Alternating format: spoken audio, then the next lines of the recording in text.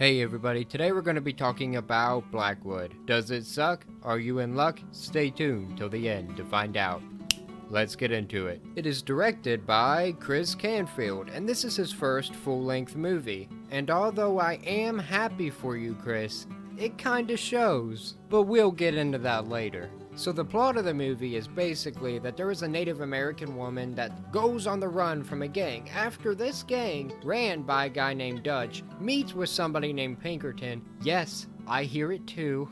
Because the Dutch Van der Linde gang had to go look for gold with one of Pinkerton's associates in order to get paid. See, while that entire exchange was happening, the Native American girl, she killed Micah and stole his horse, chasing her down to get the money that's in the satchel that guy had instead of the actual leader for some reason was more of a side quest, but you know how Red Dead is, you gotta go do the side quests. And it leads to those leads being in the woods with a Wendigo. And although getting to the part where there is a Wendigo is kinda contrived, I actually like what they did with it.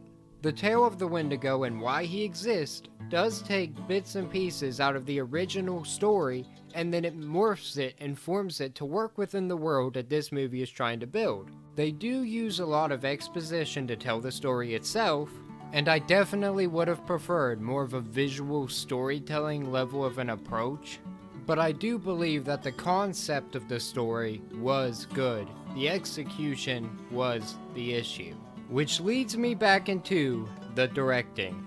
The choreography within the action scenes wasn't great, and the cinematography gave me whiplash, because it would show the most beautiful places, but it was at the detriment of the tone of the movie. This is supposed to be a horror movie, and yet it would look so pristine I could see it on a cologne commercial.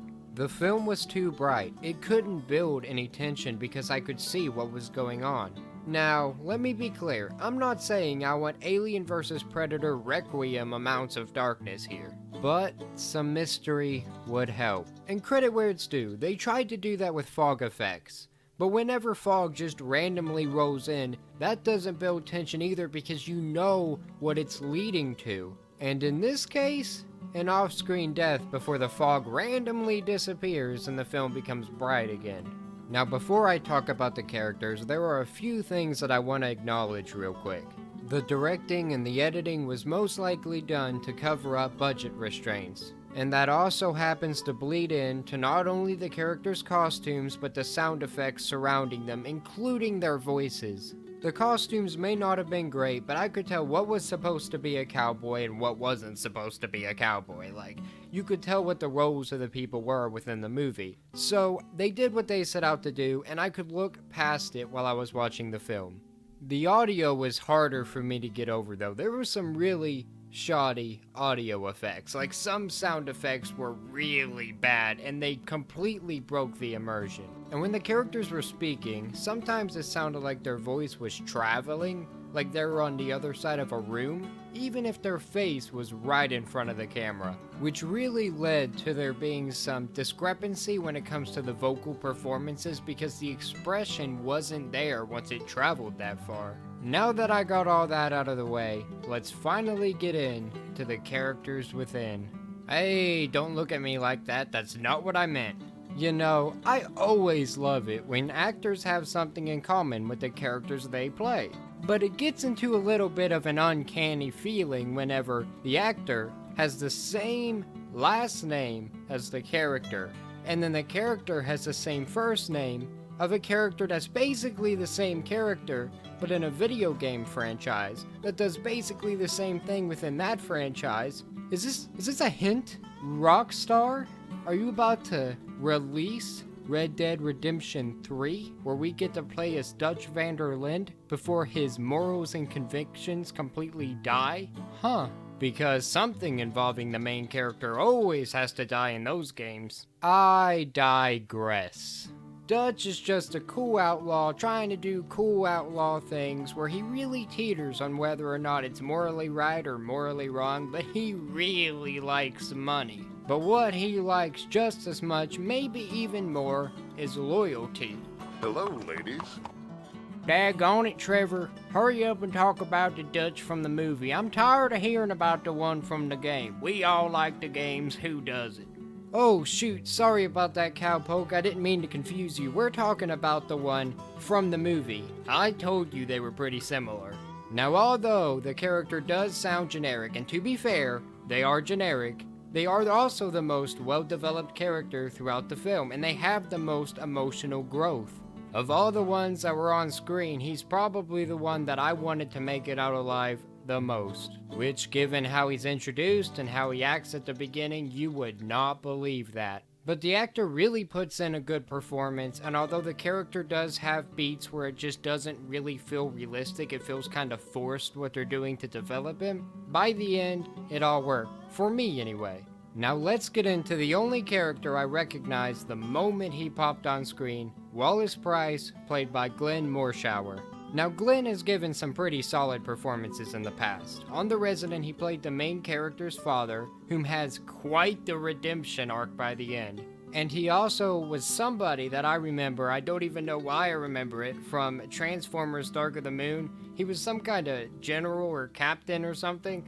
And I don't know why, but it stuck out to me, so I'm gonna just go ahead and mention it. But he came in with the same grisly and hardened demeanor that he has in that show and that movie, and he really sold his performance here. It honestly really surprised me. I expected whenever I saw him on screen that he was just going to phone in the entire performance, and whenever his first lines of dialogue came out, that really didn't do much to deter me from that stance. But I ended up really warming up to him, and I just wish he had more screen time than he did. Now we're on to the character that I think was supposed to be the protagonist, the one that we were rooting for the most. As I'm recording, I cannot remember her name, nor the actress that played her, so I'm just gonna end up putting that on screen so you'll know.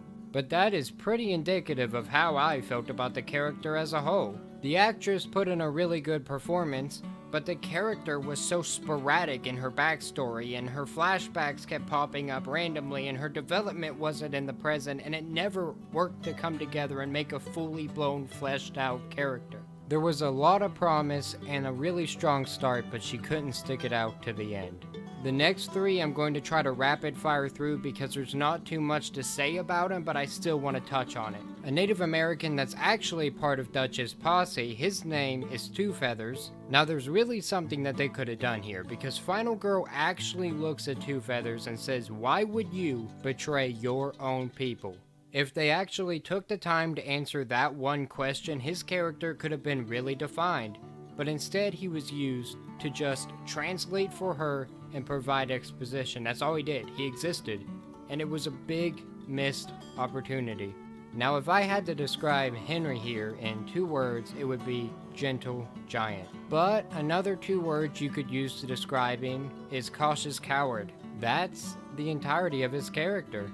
He may not want to hurt the girl as much as the others do, but he doesn't put a foot forward to actually do something about that. He doesn't act on his convictions to make me think that he actually has them. And when he sees a bad omen and says, "Man, maybe we shouldn't go there," he always mindlessly goes anyway.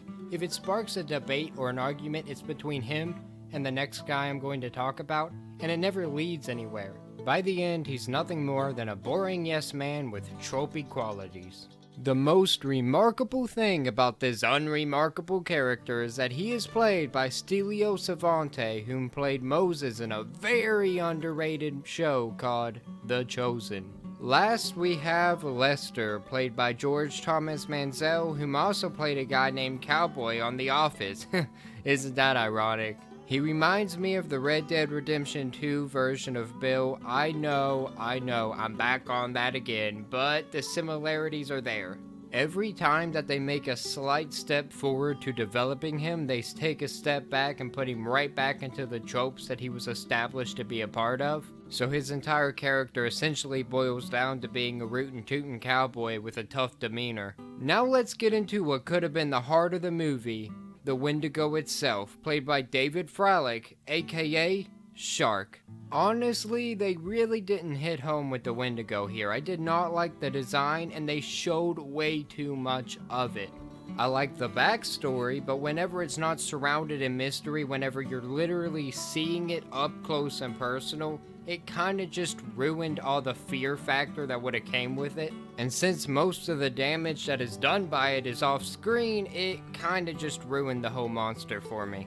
Then you add in the mist and the really shoddy fight scenes, and there's nothing about the Wendigo that even seems threatening.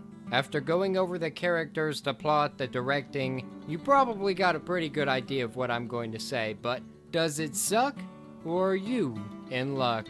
I hate to say it, I truly do, but the movie sucked. Cowboys vs. Wendigo sounds like a really good idea to me, and heck, I'd even watch cowboys shoot up a predator if the option was in front of me, but this wasn't what I wanted. They didn't go for it. They were trying to do too many things with a limited budget, and in the end, all they did was just make a painfully below average movie with uneven pacing, bland characters, and cinematography that really messes with what the tone is supposed to be. If there's a movie you'd like me to review, become a public subscriber and comment down below. If you made it this far, thank you so much. I appreciate you. I hope you appreciate me. Don't forget to like, share, subscribe, and like always, have a great day. Thank you.